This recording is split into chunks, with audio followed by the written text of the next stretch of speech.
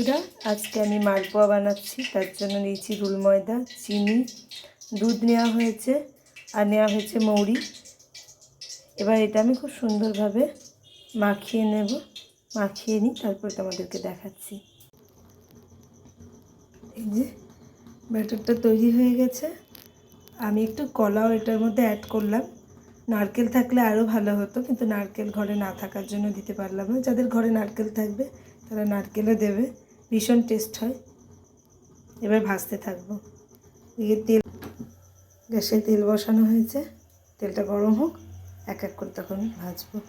দেখো একটা একটা করে ভাজা হচ্ছে। এখানে একটা ভাজা হয়ে গেছে অলরেডি, একটা ভাজা চলছে।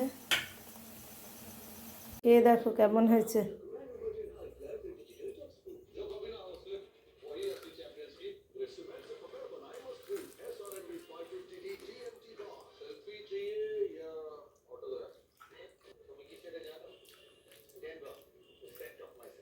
দারুণ হয়েছে।